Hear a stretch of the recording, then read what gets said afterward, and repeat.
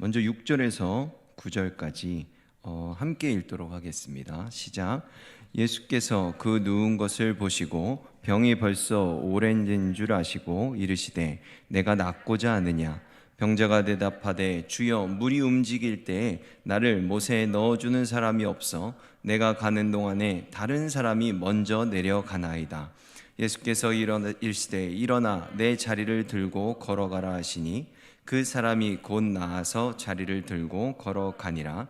이날은 안식일이니.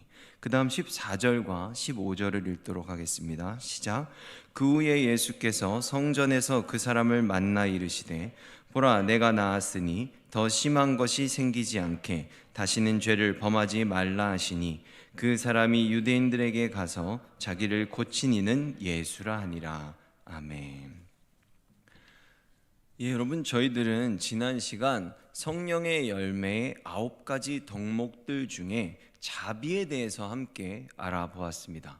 그래서 성경이 말하는 은혜와 자비에 대해 알아보기 위해서 은혜의 집 또는 자비의 집이라는 의미를 가지고 있는 베데스다, 그 연못에서 벌어진 사건을 함께 살펴보았습니다. 그리고 그곳에서 벌어졌던 일은 38년 된 병자를 예수님께서 친히 먼저 찾아가신 사건이었습니다. 진정 그 사건을 통해 예수님께서는 주님께서 지금의 저희들에게 주시고자 하는 은혜와 자비가 소위 우리가 받고 싶어하는 그런 은혜와 자비가 아닌, 정말 주님이 주시고자 하는 것과 우리가 원하는 것이 얼마나 다른지에 대해서 일깨워 주셨습니다. 여러분, 베데스다 연못가에 있는 그 38년 된 병자를 찾아오신 예수님께서는 그에게 물으셨습니다. 내가 낫고자 하느냐? 하지만 병자는 그 예수님, 메시아이신 주님을 알아보지 못한 채 자신의 신세 한탄만을 아주 실감나게 늘어놓았습니다. 그리고 이러한 상황은 지금의 저희들에게도 그대로 적용될 수 있는 아주 안타까운 상황이었습니다. 왜냐하면 주님께서는 우리들에게 생명을 주시기 원하셔서 우리의 구원을 위해서라면 무엇이든지 구하는 것을 다 주실 수 있는 전능자이고 창조주이신 그 하나님이신데, 그분을 눈앞에 두고도, 그분을 이미 다 우리는 만나고 나서도 지금 내가 가지고 있는 내 주변의 상황들을 바라보면서 여전히 불평하고 있는, 여전히 나는 필요한 것을 갖지 못했다고 울부짖고 있는 우리들의 안타까운 모습과 너무 닮아 있었기 때문입니다. 그리고 게다가 그뿐이 아닙니다. 정말 주님께서 내가 낫고자 하느냐 라는 질문까지도 아주 직접적으로 그렇게 던지셨는데도 그분을 알아볼 수 있는 영적 눈이 없어서 나를 고쳐주세요 라고 말하는 것이 아니라 지금 자신의 신세 한탄을 하며 나를 저기에 넣어주는 사람이 없다고 말하고 있었기 때문입니다. 아주 엉뚱한 행동이었다는 것이죠. 작은 예를 한번 들어보기 원합니다. 저희 아이들이 아주 어린 시절에 저희 교회 한 집사님께서 아주 어렸을 때입니다. 그 아이들에게 짓궂은 장난을 하신 적이 있었어요. 그게 뭐냐면 100원짜리를 이렇게 두 주먹에 이렇게 들고 와서 애들 앞에서 100원짜리를 바닥에 쫙 떨어뜨리십니다. 그러면 이거 동전이 짱 막 이러면서 이렇게 따라라라 이렇게 퍼지죠. 그러면 아이들이 그걸 보면서 눈이 동그래집니다. 근데 그러면 그때 10,000원짜리 한 장을 탁 꺼내시면서 뭐 줄까? 이렇게 물어보세요. 그러면 여러분, 저희 아이들이 어땠을 것 같습니까? 100원짜리를 보면서 막 이걸 달라고 아이들이 막 그분을 쪼릅니다. 그럼 그분이 굉장히 즐거워하시는 그런 좀 짓궂은 장난을 치셨어요. 물론 제가 지금 돈과 주님의 은혜를 이렇게 비교하자는 건 아니니까 전혀 오해하지 마시기를 바랍니다. 근데 제가 옆에서 그걸 보면서 막 같이 웃었지만 사실 좀 가슴이 아프지 않았겠습니까? 부모로서 10,000원짜리를 덥석 잡으라고 교육을 좀 미리 시킬걸, 막 이런 생각을 하면서 아쉬워했던 적이 있는데, 이런 예시가 지금 38년 된 병자의 모습과 많이 닮아 있다는 것입니다. 완전하신 하나님, 전능자, 창조주이신 그 분을 눈앞에 두고서도 소문만 무성한 베데스다 연못에만 목을 메고 있는 모습이라는 것입니다. 하지만 여러분, 여기서 더욱더 중요한 것은 예수님께서 그런 어두운 심령에서 비롯된 그의 신세 한탄, 주님을 알아보지 못하는 그의 어떤 영적인 처절한 상태에는 전혀 신경을 쓰지 않으셨다는 것입니다. 저희들에게는 이것이 훨씬 더 중요한 사실이죠. 주님께서는 곧바로 일어나 내 자리를 들고 걸어가라 라고 명령하셨습니다. 그리고 성경은 기록하기를 그가 곧 나아서 자리를 들고 걸어가니라 라고 기록하고 있습니다. 여러분, 바로 이것이 지금 저희들에게 임한, 저희들 모두에게 허락해 주신 주님의 은혜와 자비가 가지고 있는 방식이고 그 성격입니다.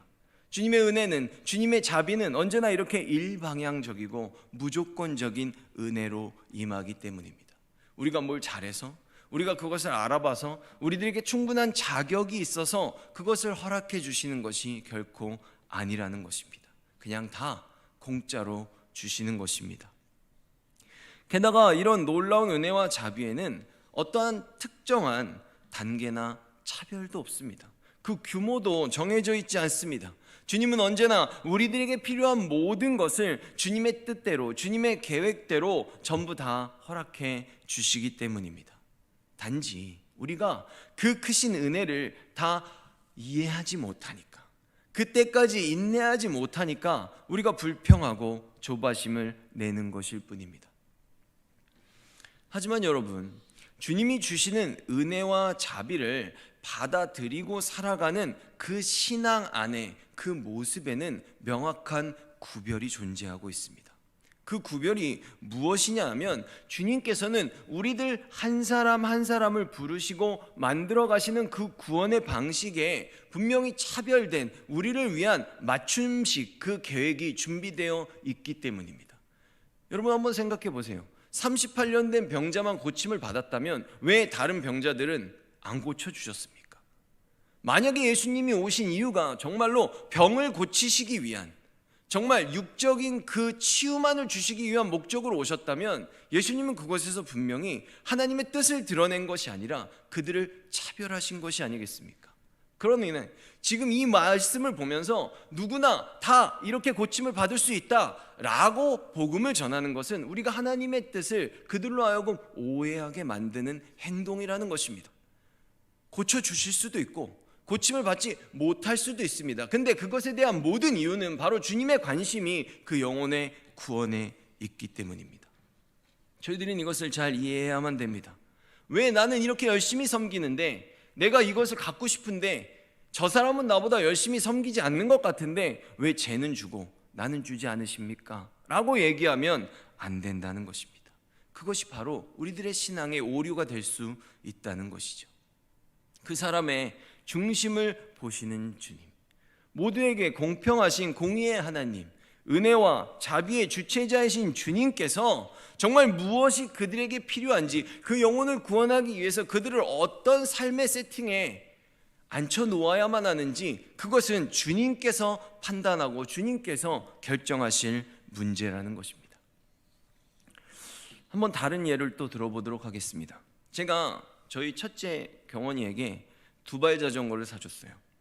근데 지원이한테는 서로 나이가 4살이 차이가 나니까 4발 자전거를 사줬습니다. 근데 지원이가 같이 막 자전거를 타고 다니다 보니 두발 자전거가 훨씬 빠르잖아요, 그렇죠? 그리고 그렇게 하고서 보니까 형 자전거가 바퀴도 큼지막한 것이 형께 더 좋아 보이는 거예요. 그래서 그때 지원이가 순간적으로 그런 생각이 들었어요. 나도 저 자전거 갖고 싶다 라는 마음이 들었고, 또 한편에서 나를 차별하는구나, 이런 생각을 할 수 있다는 것입니다. 나도 저거 탈 수 있는데, 나도 저거 타고 싶은데 나한테는 저거 안 사주네 라는 생각을 할 수 있다는 것이죠. 그런데 여러분, 한번 부모된 입장에서 생각을 해보기 원합니다. 제가 정말 경원이와 지원이를 차별한 것입니까? 절대로 아닙니다. 오히려 각 자녀에게 맞추어서 그들에게 정말 가장 적합한 것을 사주어서 그들이 재미도 보고 또 재미롭게 이렇게 운동도 하고 건강해질 수 있도록 그들에게 맞춰서 2발 자전거와 4발 자전거를 사준 것입니다. 부모의 따뜻한 배려와 사랑의 차원이었다는 것이죠. 그런데 지금의 우리들이 주님의 깊고도 넓은 사랑에서 비롯되는 우리들에게 허락하시는 그 은혜와 자비, 그것의 적합성을, 우리들에게 있는 그 맞춤식 그 적합성을 온전히 깨닫지 못하면 우리들도 이런 불평을 늘어놓을 수 있다는 것입니다. 그렇다면 여러분, 이런 자녀들을 대하는 부모들의 입장은 어떠해야만 할까요?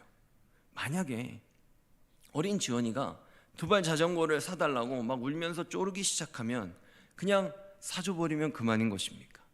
그래서 그 다음에는 자기가 타다가 뭐 깨지고 엎어지고 무릎이 까지던 다 네가 알아서 해라, 네가 사달라 해서 사줬으니까 네 책임이다, 이렇게 말하는 게 부모로서 올바른 태도인가? 우리는 생각해 봐야 된다는 것입니다. 우리들의 할 일을 다하는 것이 아닐 것입니다. 참된 은혜와 자비는 그렇지 않다는 것입니다. 물론 경우에 따라서는 한번 해보라고 하면서 그것을 스스로 포기하게 만드는 그런 방법도 있을 수 있습니다. 그것은 아주 위험하지 않을 때, 그들의 생명에 어떤 위험을 줄 수 있는 그런 요소들이 없을 때는 뭐 얼마든지 그렇게 해볼 수 있어요. 뭐 저는 어렸을 때 그걸 되게 싫어했는데, 뭐 예를 들어 그런 거죠. 이빨을 막 열심히 닦고 나서 귤을 딱 보고 나 귤 먹을래 이렇게 하면 하나 먹어보라고 던져줄 수 있다는 겁니다. 귤 먹고 죽는 거 아니니까요. 그렇죠? 그러나 정말 그들이 위험해질 수 있다면, 정말 그들의 생명을 잃을 수도 있다면 부모로서 그렇게 하면 안 된다는 것입니다. 바로 하나님이 우리들에게 이러한 역사를 행하실 수 있다는 것이죠. 어떻게? 왜? 우리의 영혼을 구원하시기 위해서입니다. 누구를 위해서 그러시는 겁니까? 바로 우리들을 위해서 안 주시는 것입니다. 우리들을 위해서 주실 수도 있고 안 주실 수도 있는데 그 판단이 주님께 있는데, 우리들은 나에게 이것이 필요하다는 것을 내가 먼저 정해놓고, 베데스다 연못의 그 38년 된 병자도 그렇지 않습니까? 자기가 구원을 받아야 되는, 자기가 은혜를 받아야 되는, 내가 받아야 되는 자비의 방식과 상황과 장소를 다 정해놓고 그대로 해주지 않는다고 불평하고 있기 때문입니다. 우리도 그럴 수 있다는 것이죠. 그러나 그것이 만약에 허락해 줘서 그것을 준다고 해서 그 영혼이 구원받을 수 없다면, 아무리 조르더라도 그것을 끝까지 주지 않는 것이 부모의 참된 사랑이라는 것입니다. 여러분, 우리들의 인생은 창조주요 구세주이신 주님을 만나고 또 주님을 전하며 살아가는 신앙의 과정이고 신앙의 여정입니다. 우리들의 최종 목적지는 천국이에요. 그렇기 때문에 주님은 우리를 그곳까지 데리고 가셔야 되기 때문에 이 중간에서 행여나 우리들에게 그것이 허락됨으로써 우리들이 주님을 버릴 수도 있다면 안 주시는 것이 사랑이라는 것입니다. 지난 시간에도 잠시 언급했지만 38년 된 병자가 고침을 받았어요. 그러면 주님은 그 미래를 다 아시지 않습니까? 고침을 받고 나서, 그래, 내가 이제부터는 아주 죽을 때까지 그동안 못 해봤던 거, 하고 싶었던 거 전부 다 하면서 살아야 되겠다라고 생각하면서 막 살다가 그 영혼이 지옥불에 떨어지게 된다면, 그가 예수님에게 받았던 은혜가 정말 참된 은혜요, 참된 자비라고 말할 수 있겠냐는 것입니다. 그러므로 그에게 일어난 기적 그 자체는 결코 이 베데스다 연못의 주인공, 그 클라이막스가 되면 안 된다는 것입니다. 그 놀라운 경험을 통해서 나를 구원하신 그 주님께로 나아가야만이 이 얘기가 완성될 수 있다는 것입니다. 그렇다면 이러한 내용과 관련해서 저희들이 성경에서 찾아볼 수 있는 예시들이 무엇이 있는지 한번 나눠보기를 원합니다. 첫째로는 잘못된 것을 알지만 스스로 깨달을 수 있도록 일단 달라는 것을 주고 그 자녀를 기다리는 경우입니다. 제가 아까 그 귤을 예시로 들었는데, 이런 대표적인 예시로 저희들은 탕자를 생각해 볼 수 있습니다. 탕자의 아버지는 자신이 버젓이 살아있는데도 불구하고 자신의 몫인 유산을 요구하는 그 둘째 아들의 그 요구가 부당하다는 것을 잘 알았지만, 그럼에도 불구하고 일단은 그의 그 그릇된 요구에 응해 주었습니다. 왜냐하면 그가 그것을 깨닫고 다시 돌아왔을 때 그 영혼을 구원하고자 하는 하나님의 마음을 드러내고 있기 때문입니다. 그리고 정말 아버지의 뜻대로, 아버지가 원했던 대로 둘째 아들은 돌아와서 그 거듭난 인생을 살아가게 되었습니다. 그리고 두 번째 경우는 제가 첫째와 둘째 아이에게 서로 다른 종류의 자전거를 사주었던 것처럼 그 각자에게 가장 적합한 조건들을 허락해 주는 경우입니다. 이 대표적인 경우로는 바로 달란트의 비유를 생각해 볼 수 있습니다. 여러분, 달란트의 비유에 등장하는 5달란트와 2달란트 그리고 1달란트를 받은 자녀들은 모두 주님께 동일한 사랑과 동일한 구원의 은총을 받은 자녀들입니다.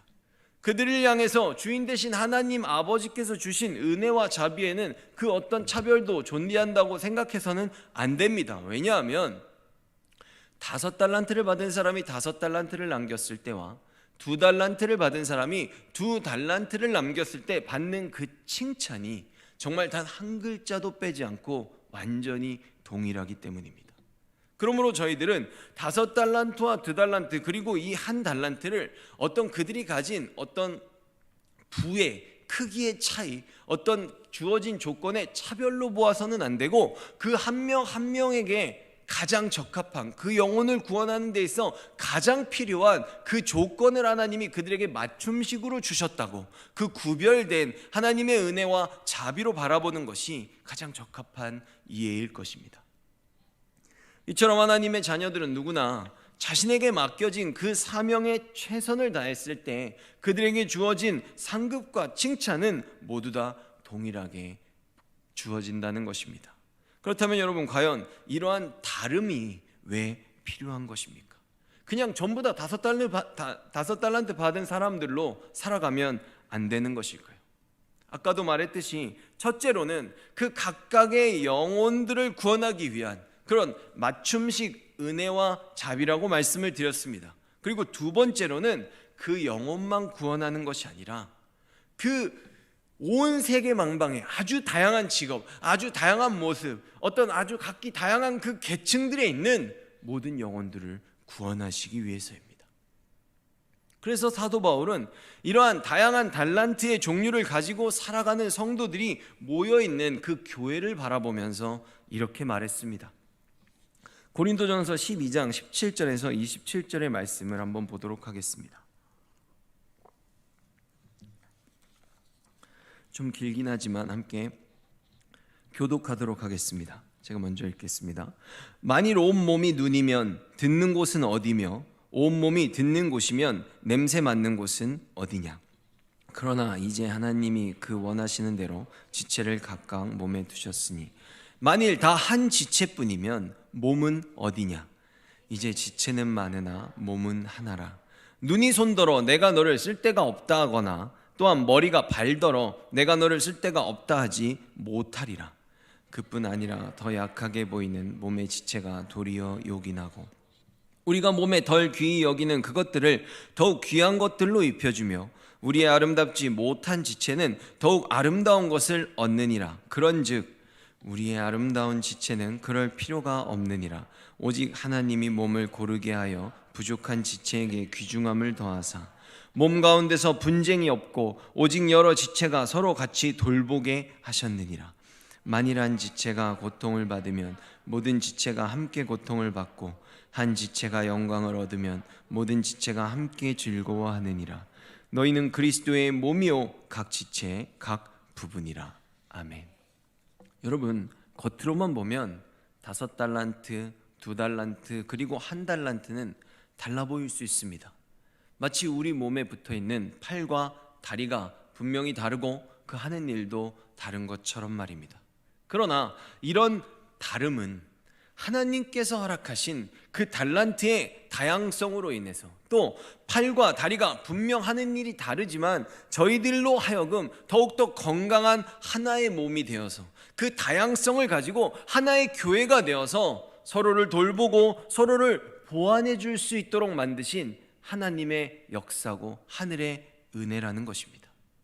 100m를 달릴 수 있는 사람을 보면서 시기하고 질투할 것이 아니라 100m를 달리는 사람은 그 사람의 그릇, 하나님이 만들어 놓으신 그 세팅이 그러하다는 것을 이해하고서 우리들은 그들과 연합하면 되는 것입니다. 그리고 나는 나에게 부과된 50m를 최선을 다해서 달리면 되는 것입니다. 겉으로 드러나는 조건이 다르다고 해서 주님께서 우리들에게 주시는 구원이 반쪽짜리가 아니고 우리들에게 그 칭찬을 덜해 주시는 것이 결코 아니라는 것입니다. 베데스다 연못을 보면서 또 한 가지 우리들이 생각해야 할 것이 있습니다. 그것은 무엇인가 하면 바로 절대적인 말씀의 권위입니다. 이것은 다른 말로 하면 결국 영혼을 살리는 것, 그들을 구원하는 것은 인간의 행위나 생각, 또 그들의 경험이나 지식, 그들이 쌓아놓은 어떤 세상적인 노력들에 인해서 그것이 비롯되는 것이 아니라 바로 진리의 말씀 때문이라는 것입니다. 여러분, 지금 예수님께서는 병자의 신세 한탄에 대해서는 아무런 대꾸도 하지 않으셨고 오직 주님 편에서 그에게 주시고자 하는 그 말씀만을 선포하셨습니다. 그리고 그 말씀이 전해지자마자 그는 즉시 일어섰습니다. 그의 반응과는 상관이 없었어요. 요한복음 저희가 오늘 본문 5장 8절에서 9절 말씀을 보면 제가 읽겠습니다. 예수께서 이르시되 일어나 내 자리를 들고 걸어가라 하시니 그 사람이 곧 나아서 자리를 들고 걸어가니라. 성경은 지금 이 구절에 곧이라는 단어를 집어넣고 있습니다. 예수님께서 말씀을 하시니까 그 사람의 상태가 즉시 달라졌다는 것입니다. 그의 38년이라는 길고도 고되었던, 끝나지 않을 것만 같았던 그 불가능의 시간이 창조주 예수 그리스도의 말씀이 선포되는 그 순간 곧이라는 가능의 시간으로 바뀌어 버린 것입니다. 성경은 지금 이곳에서 육체의 노력과 세상의 어떤 시간적인 개념으로는 도저히 불가능했던 모든 것들을 단 한마디의 말씀으로 단 한순간에 변화시켜버리는 전능자요 창조주이신 주님의 말씀의 권위를 드러내고 있는 것입니다. 그리고 이 모든 일들은 안식일에 일어났다고 말하고 있습니다. 여러분, 성경의 안식일이 처음 등장하는 곳은 성경의 첫 번째 책인 창세기에 나옵니다.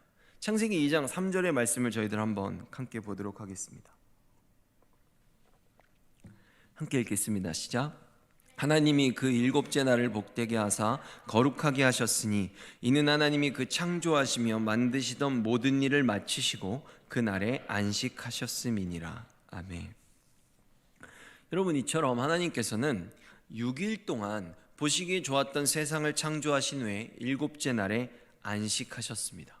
그리고 에스겔서 20장 12절의 말씀을 보면 하나님께서 과연 이 안식일을 통해서 그분의 백성들로 하여금 무슨 일을 이루기 원하셨는지에 대해서 조금 더 자세하게 서술되고 있는 것을 볼 수 있습니다. 12절의 말씀을 같이 읽도록 하겠습니다. 시작. 또 내가 그들을 거룩하게 하는 여호와인 줄 알게 하려고 내 안식일을 주어 그들과 나 사이에 표징을 삼았노라. 아멘.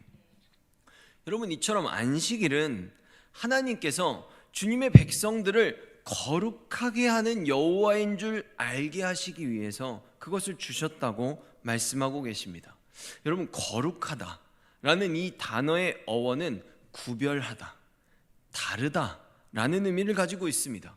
그러므로 주님의 백성들을 거룩하게 하셨다는 것은 그들을 구별시키시고 그들을 조금 다르게 대우해 주신다라는 이해가 가능합니다. 그렇다면 과연 우리가 무엇이 다른가 생각해 봐야 될 것입니다. 여러분, 저와 여러분이 이 세상과 구별될 수 있는 특징이 무엇이 있습니까?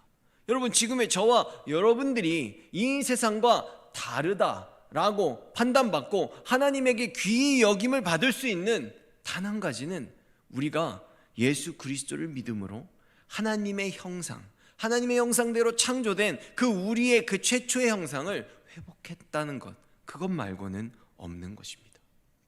그래서 주님께서 주신 참 생명을 가지고 그분의 말씀을 준행하며 살아갈 때 우리들의 삶이 이 세상에 있는 모든 사람들과 구별될 수 있고, 하나님이 보실 때 주님이 거룩하니 주님의 형상대로 그 말씀대로 살아가는 우리들의 삶도 거룩해질 수 있는 것입니다. 이 참되고 복된 축복을 가장 충만하게 누릴 수 있도록 정해주신 날이 다름 아닌 안식일이었습니다. 진리의 말씀을 준행하며 살아가고 참 생명을 가진 주님의 백성들이 평안히 안식함으로써 주님을 예배할 수 있는 그 특권을 충만하게 누릴 수 있도록 정해주신 날이었습니다. 그래서 이스라엘 백성들은 안식일에는 다른 일을 하지 않고 주님께 제사를 드렸습니다. 그런데 여러분, 성경에서 지금 저희들이 읽은 이 본문 창세기 2장에서 처음으로 등장했던 이 안식일은 등장하자마자 성경에서 그 종족을 감추어 버립니다. 창세기는 50장이나 되잖아요. 근데 창세기에서 이 안식일이라는 단어가 딱 한 번 나옵니다. 그 이후에 바로 종족을 감추고 창세기에서는 전혀 등장하지 않습니다. 왜냐하면 아담과 하와가 범죄함으로써 하나님의 형상을 잃어버렸기 때문입니다. 그들은 더 이상 구별되고 다르지 않았습니다. 그들은 범죄하였기 때문에 거룩하신 하나님의 안식일을 누릴 수 있는 그 자격을 상실해 버렸던 것입니다.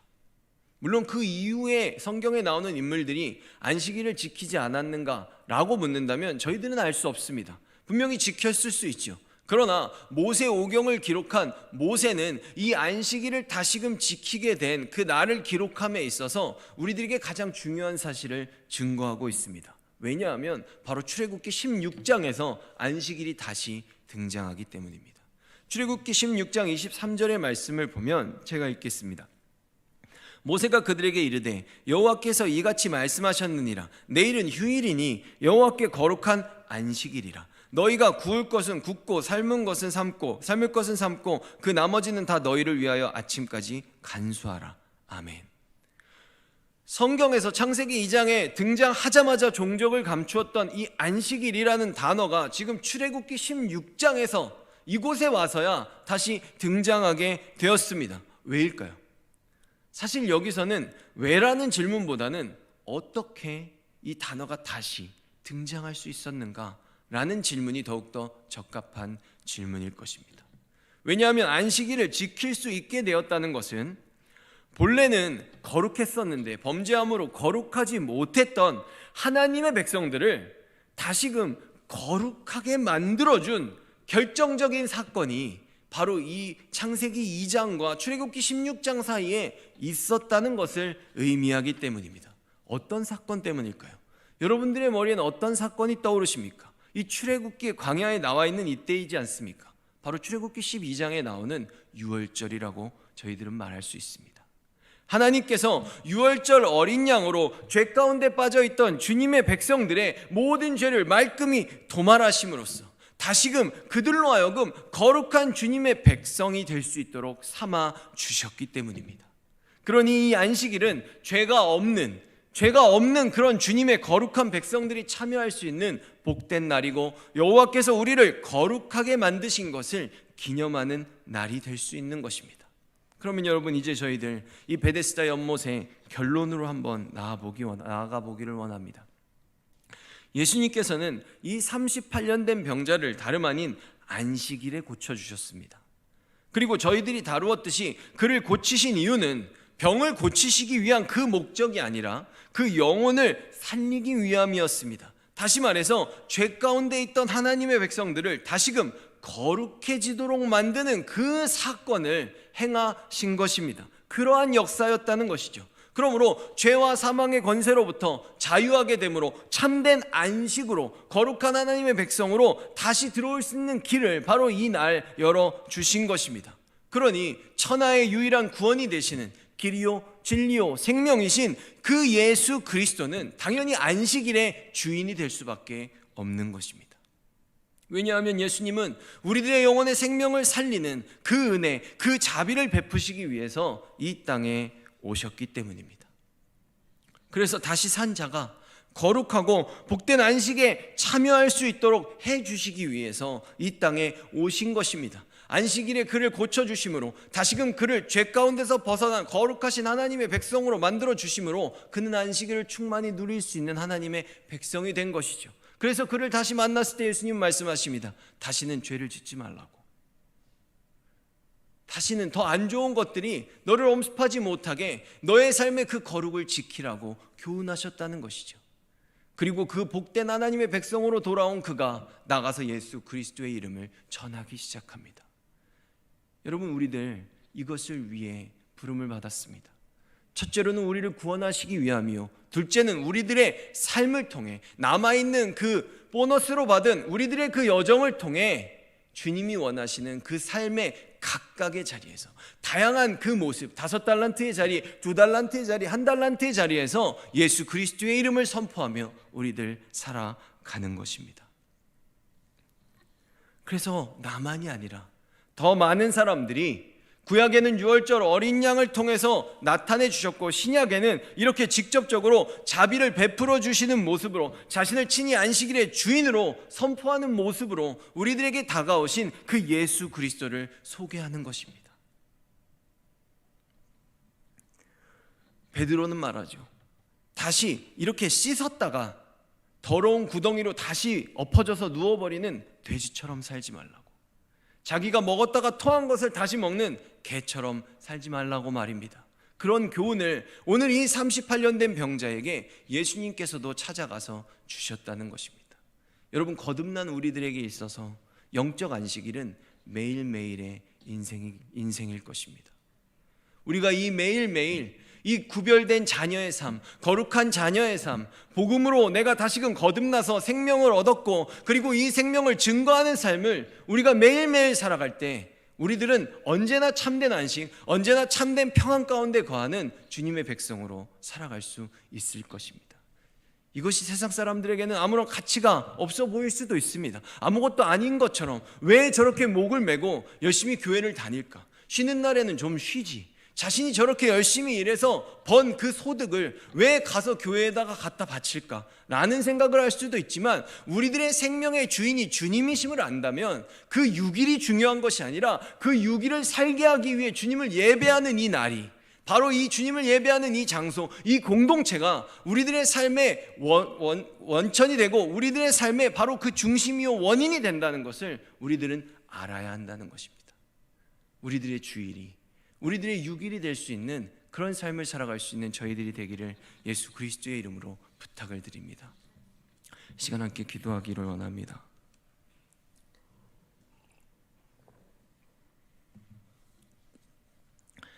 먼저 38년 된 병자는 자신이 주님께 받고자 하는 은혜와 자신이 받고자 하는 그 자비의 모습을 정해놓고 그것을 달라고 주님 앞에서도 그것을 계속해서 요구하고 있었습니다.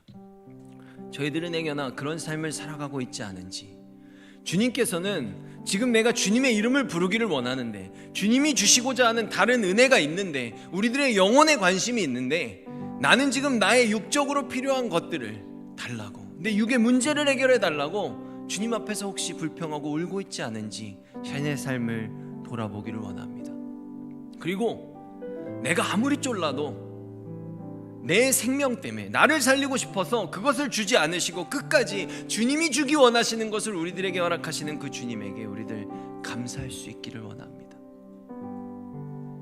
그리고 지금은 우리들에게 이미 오셔서 십자가의 구속을 완성하시고 성령으로 우리와 함께 하시며 구원받은 자녀로 세상과 달라질 수 있도록, 세상과 구별된 이름, 그 크리스찬이라는 그 이름을 가지고 우리들이 살아갈 수 있도록, 이곳에서 거룩한 안식일로 매일매일 예배를 드리고 매일매일 주님의 이름을 부르며 살아갈 수 있는 저희들, 그런 인생을 허락하신 주님께 다시금 감사하기를 원하고, 이 거룩을 놓치지 않기 위해 돼지처럼 다시금 진흙에 엎어지고 개가 토한 것을 먹는 것처럼 죄악 가운데로 돌아가지 않는, 우리들에게 더 심한 것이 찾아오지 않도록 주의하는 삶을 살며 38년 된 병자가 그랬듯이 이 복음, 이 기쁨, 이 즐거움을 나누며 살아가는 저희들 되게 해달라고, 이 모든 것들을 가지고 정말 저희들이 주님의 백성다운 모습, 주님이 거룩하니 내 자녀를 보라고 욥처럼 사단 앞에서도 자랑할 수 있는 그런 거룩한 백성들이 되게 해달라고, 이 시간 저희들 다 함께 주님 이름 한번 부르고 통성으로 기도하도록 하겠습니다. 주여, 사랑과 은혜가 충만하신 아버지 하나님, 저희들은 지금 주님을 보고 있습니까? 저희들은 주님께서 우리들에게 허락하신 이 영적 안식일의 새로운 인생을 참된 평안과 참된 안식 가운데 온전히 살아가고 있습니까? 주님, 저희들은 아버지께서 우리들의 삶에 만들어주신 모든 상황과 모든 환경들을 바라보면서 행여나 불평하고 있진 않습니까? 내가 주님을 이렇게 열심히 섬기는데, 내가 주님을 위하여 열심히 이렇게 봉사하고 열심히 믿고 있는데 왜 나는 아직도 어렵느냐며, 왜 아직도 나의 인생에 그 모든 길은 막혀있는 거냐며, 내가 원하는 은혜, 내가 원하는 자비의 방식들을 정해놓고 주님께 행여나 불평하고 있진 않습니까? 주님, 이 시간 저희들 깨닫기를 원합니다. 주님이 관심 있는 것은 우리들의 구원이요, 주님이 모든 관심이 머무는 것은 우리들의 영혼임을 다시금 기억하게 하시고, 지금 우리들의 삶의 자리에 아무리 큰 어려움이 있다고 할지라도, 그래, 주님이 나를 구원하시기 위해서, 주님이 정말 내 생명을 살리기 위해서 나를 이 자리에 앉히셨구나. 주님이 나를 구원하기 위해서 나를 사용하고 싶으셔서 주님은 나에게 지금 이 은혜의 자리, 나에게 지금 이 베데스다 연못의 38년 된 병자의 자리를 허락하셨구나 라는 그 자리에 대한 아버지 하나님 그 믿음으로, 아버지 하나님 그 확신으로 저희들 아멘하고 주님에게 나아갈 수 있도록 도와주시옵소서. 사랑과 은혜가 충만하신 아버지 하나님, 저희들 다른 곳을 보지 않기를 원합니다. 이미 주님이 거룩하게 하셨는데, 이미 주 예수 그리스도의 십자가의 은혜를 우리들에게 허락해 주셨는데, 우리는 다른 것이 없다고 다시금 죄의 자리로 돌아가고 다시금 불평한다면, 아버지 하나님, 저희들 진에게 놓는 대주와 저희들 다를 것이 무엇입니까?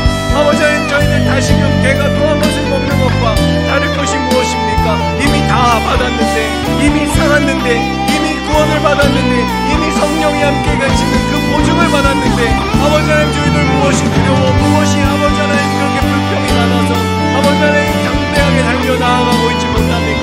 담대하게 아버지 복음을 선포하지 못합니까? 나의 연약함과는 상관없이 주님께서는 이미 복음을, 그 구원을 선포하셨는데, 십자가의 구속을 이미 다 이루셨는데, 어찌하여 저희들은 나의 육신의 연약한 모습으로 인해 여전히 불평하고 주님의 복음을 부끄러워하고 있습니까? 주여, 주님을 증거하게 하소서. 주님을 더욱더 담대히 선포하게 하소서. 주님의 그 진리의 말씀에 아버지 하나님 그 권세가 우리의 삶 가운데 선포될 때, 우리들도 그 앞에 무릎 꿇고 다른 사람들에게 담대하게 복음을 전할 수 있는 저희들 될 수 있도록 주여 도와주시옵소서.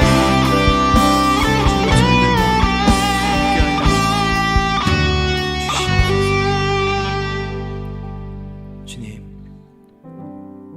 저희들이 받고 싶은 어떤 은혜가 있어서, 지금 나의 삶에 너무나 꼭 필요한 그 자비가 있어서 내가 그것을 정해놓고 주님께 이것을 달라고, 내가 오늘 이것을 받지 못하면 나는 집에 돌아가지 않겠다며 무릎을 꿇고 기도라는 도구를 이용해 우리가 주님에게 만약 때를 쓰는데, 십자가에 달리신 예수님께서 내가 이미 너에게 생명을 주었는데, 내가 이미 너의 영혼을 구원했는데 그것이 없어서 다시 진흙에 눕겠느냐며, 그 육적인 조건을 채워주지 못해서 내가 이미 너에게 나의 영을 허락하여 너의 구원을 보증하고 있는데 나를 버리겠냐고 물으신다면, 주님, 저희들 무엇라고 대답하겠습니까? 주님, 저희들이 이미 다 갖지 않았습니까? 저희들이 이미 다 받지 않았습니까? 주님이 우리와 함께 하시는데 뭐가 부족해서 아직도 38년 된 병자처럼 불평하고 울고 있습니까? 주님, 저희들 감사하게 하소서. 주님, 저희들 담대하게 내가 연약해서 완전하신 주님을 전하지 못하는 그런 부끄러운 모습 보이지 않기 원합니다.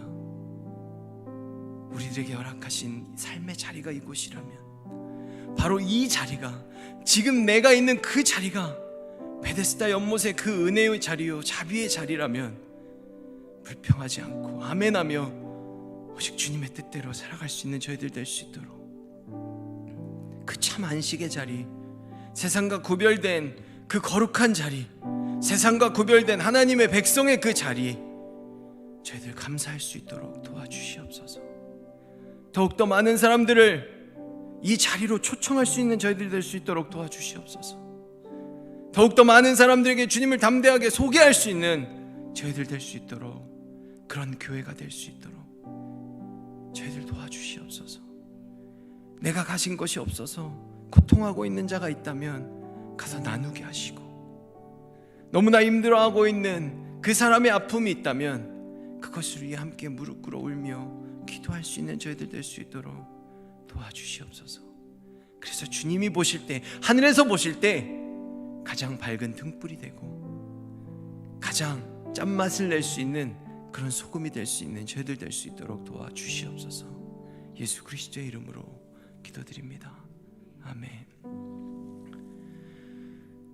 이제는 우리의 구주가 되시는 예수 그리스도의 은혜와 자신의 가장 사랑하는 독생자를 우리를 위한 화목제물로 허락하신 하나님의 극진하신 사랑하심과 지금도 우리와 함께 하시며 거룩하게 구별되어 매일매일의 삶을 영적 안식일로 평안한 안식 가운데 살아가며 그 기쁨과 즐거움을 누릴 수 있도록 역사하시는 성령님의 감화 감동 없인 은혜가 이곳에 머리를 숙인 대림교회 모든 성도들의 머리 위에와 그 가정과 생업과 후손과 그 미래와 이 나라와 이 민족 위에 지금으로부터 영원토록 함께 하시기를 간절히 축원하옵나이다.